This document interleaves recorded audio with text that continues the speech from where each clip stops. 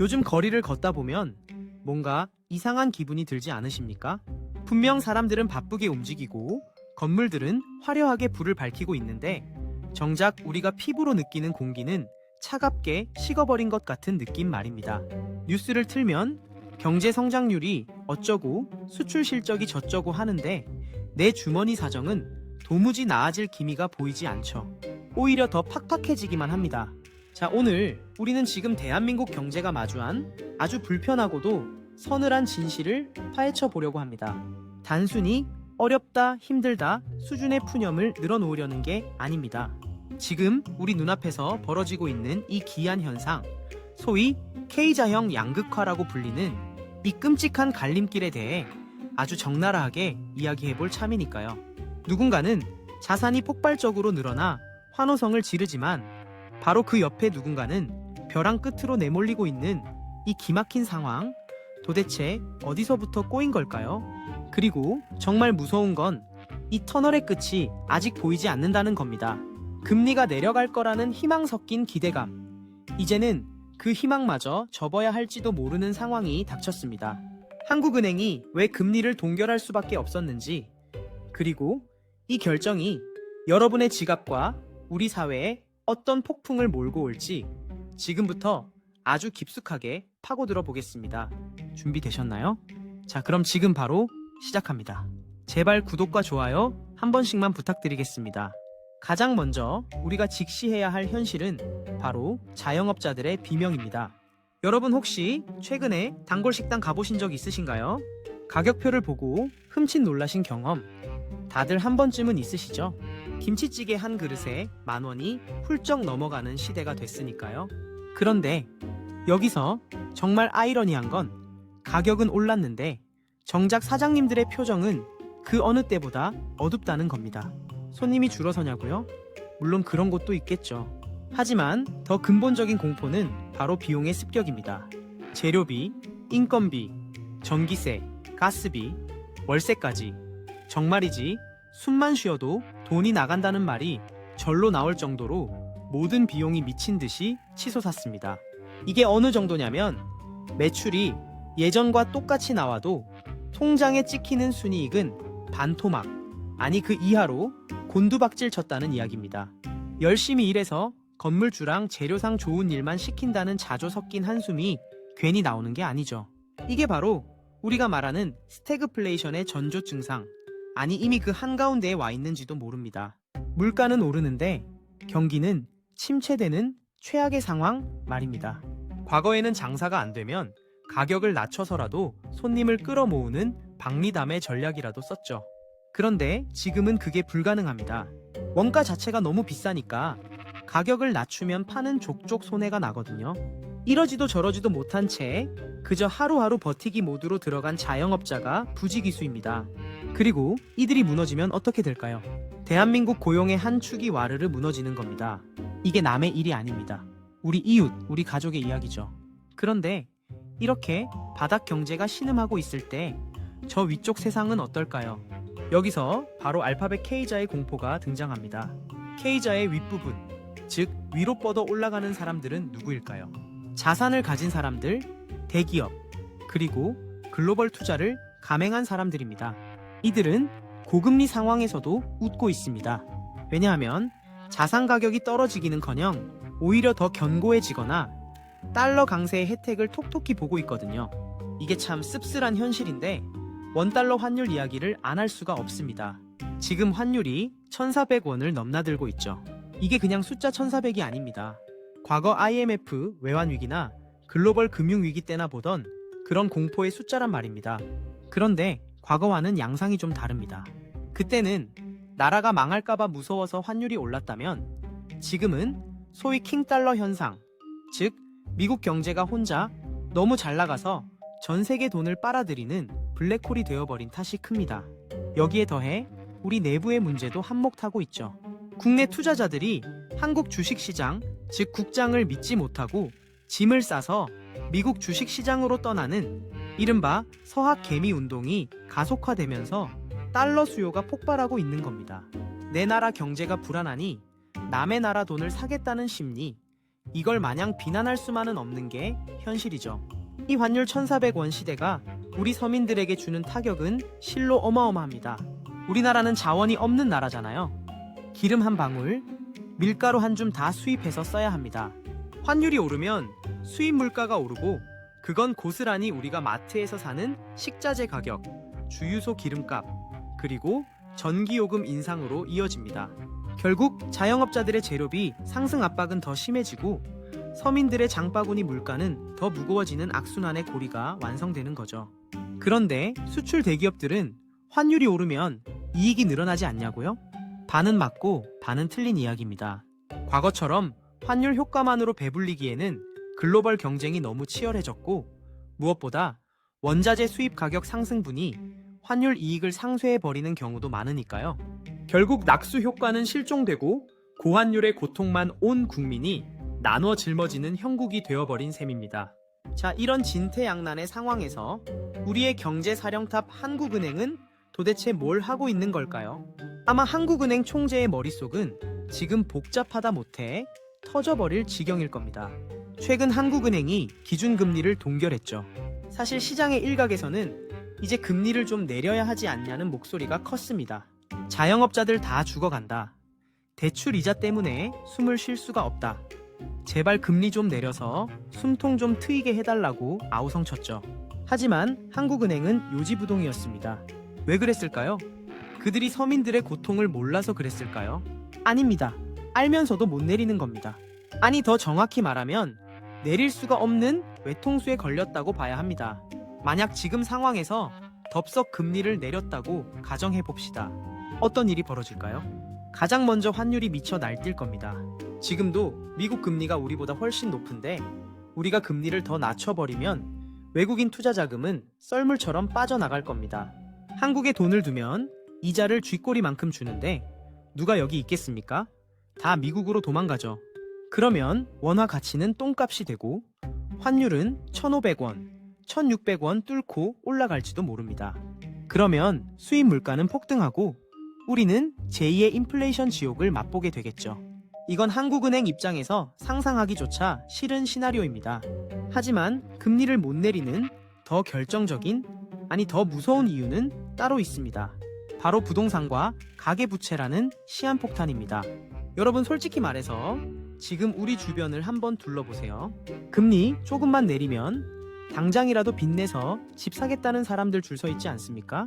정부가 대출 규제를 한다고는 하지만 사람들의 심리 저변에는 여전히 부동산 불패 신화가 아주 강력하게 자리 잡고 있습니다. 특히 서울 수도권의 집값은 이미 다시 들썩이고 있죠. 이런 상황에서 한국은행이 금리 인하 시그널을 준다? 그건 기름 붓고 불 지르는 격입니다. 영끌족들이 다시 몰려 나오고 가계부채는 통제 불가능한 수준으로 폭발할 겁니다. 지금도 대한민국 가계부채 비율은 세계 최고 수준인데 여기서 더 늘어난다면 그건 정말 국가 경제의 뇌관을 건드리는 꼴이 되거든요. 결국 한국은행은 내수 경기가 죽어가는 걸 뻔히 보면서도 환율 방어와 집값 폭등 방지라는 두 마리 토끼, 아니 두 마리 괴물 때문에 꼼짝도 못하고 금리를 동결할 수밖에 없었던 겁니다. 마치 의사가 환자를 앞에 두고 고혈압 약을 쓰자니 저혈압 쇼크가 올 것 같고 저혈압 약을 쓰자니 뇌출혈이 터질 것 같은 그런 딜레마에 빠진 것과 똑같습니다. 이쯤 되면 많은 분들이 기대했던 금리 인하 사이클, 즉 이제 고금리는 끝났고 다시 저금리 시대가 올 거야 라는 희망 회로가 사실상 박살났다는 걸 인정해야 할 때가 온 것 같습니다. 전문가들 사이에서는 이미 금리 인하 실기론을 넘어서 금리 인하 사이클 자체가 종료되었다는 분석까지 나오고 있습니다. 이게 무슨 말이냐면 앞으로 상당 기간 우리는 지금과 같은 고금리 혹은 중금리 시대를 계속 살아가야 한다는 뜻입니다. 미국이 금리를 화끈하게 내려주면 우리도 좀 따라갈 텐데 미국 경제가 너무 튼튼해서 금리를 내릴 생각을 안 합니다. 트럼프 행정부의 정책 기조를 봐도 그렇고 미국의 고용 지표를 봐도 그렇고 미국은 고금리를 유지할 체력이 충분하거든요. 형님이 안 내리는데 아우가 먼저 내린다? 그건 자살 행위나 마찬가지죠. 결국 우리가 마주한 미래는 생각보다 훨씬 춥고 긴 겨울이 될 가능성이 높습니다. 이제 빚을 내서 투자를 하거나 빚으로 빚을 막는 방식의 생존은 더 이상 통하지 않는 시대가 되었습니다. 예전처럼 금리가 1%, 2% 하던 시절은 어쩌면 우리 생에 다시는 오지 않을 수도 있다는 걸 받아들여야 합니다. 이제는 고금리가 뉴노멀, 즉 새로운 표준이 된 세상에서 살아남는 법을 배워야 합니다. 자영업자분들은 매출 증대보다 비용 절감과 생존의 방점을 찍어야 하고, 빚지 많은 가게는 어떻게든 원금을 줄여나가는 고통스러운 디레버리징 과정을 견뎌내야 합니다. 부동산 시장 역시 옥석 가리기가 극심해지겠죠. 누군가는 버티지 못해 헐값에 던지는 매물이 나올 것이고, 현금을 쥔 누군가는 그걸 줍는 잔인한 양극화의 장이 펼쳐질 겁니다. 이게 바로 앞서 말씀드린 K자형 양극화의 진짜 공포입니다. 단순히 부자는 더 부자가 되고 가난한 자는 더 가난해진다는 교과서적인 이야기가 아닙니다. 회복의 속도와 방향이 완전히 갈라진다는 뜻입니다. 수출 잘 되는 반도체나 자동차 같은 일부 대기업들은 이 위기 속에서도 역대급 실적을 낼 수도 있습니다. 하지만 내수에 의존하는 중소기업과 소상공인들은 끝을 알 수 없는 빙하기를 견뎌야 합니다. 주식시장이나 코인시장에서 대박을 터뜨린 소수의 투자자들은 환호하겠지만, 무리하게 빚을 내 집을 산 영끌족들은 매달 돌아오는 이자 폭탄에 피가 마르는 밤을 지새워야 할 겁니다. 같은 대한민국 하늘 아래 살고 있지만 서로 다른 경제적 시공간을 살게 되는 것. 이게 바로 K자형 회복, 아니 K자형 분열의 본질입니다. 정부의 역할이 그 어느 때보다 중요한 시점이지만 솔직히 정부도 뾰족한 수가 없어 보입니다. 돈을 풀자니 물가가 무섭고 돈줄을 죄자니 서민 경제가 무너지는 진퇴양난의 상황인 건 한국은행이나 정부나 마찬가지니까요. 추경을 편성해서 돈을 푼다고 해도 그 돈이 정말 필요한 곳으로 흘러들어갈지, 아니면 또다시 자산시장으로 흘러들어가 거품만 키울지 장담할 수 없습니다. 게다가 세수펑크 이야기도 들리죠. 기업들이 돈을 못 벌고 부동산 거래가 줄어드니 나라 곳간에 들어오는 세금도 줄어들고 있습니다. 쓸 곳은 많은데 들어오는 돈은 없는 전형적인 가난한 집안 살림꼴이 되어가고 있는 겁니다. 여러분, 이야기가 너무 암울하게만 들리셨나요? 하지만 현실을 직시하는 것만이 이 난국을 돌파할 수 있는 유일한 힘입니다. 막연한 낙관론에 기대어 언젠간 좋아지겠지, 금리 내려가겠지, 집값 다시 오르겠지 하며 손 놓고 있다가는 정말 큰 코 다칠 수 있습니다. 지금은 웅크려야 할 때입니다. 현금 흐름을 철저하게 점검하고 불필요한 지출을 줄이며 다가올 더 큰 파도에 대비해 방파제를 쌓아야 할 시기입니다. 투자를 하더라도 묻지마 투자가 아니라 철저하게 공부하고 분석해서 리스크를 최소화하는 보수적인 접근이 필요합니다. 환율 이야기를 다시 좀 해볼까요? 1,400원이라는 환율은 우리에게 아주 강력한 경고 메시지를 보내고 있는 겁니다. 대한민국이라는 배가 지금 거친 풍랑 속에 있다는 신호죠. 해외로 빠져나가는 자본을 탓할 게 아니라 왜 그들이 떠나는지를 냉정하게 돌아봐야 합니다. 국내 기업들의 경쟁력은 여전한지, 우리 시장은 매력적인지 말입니다. 결국 펀더멘털, 즉 기초 체력이 튼튼해야 환율도 안정되고 외국인 투자자들도 돌아올 겁니다.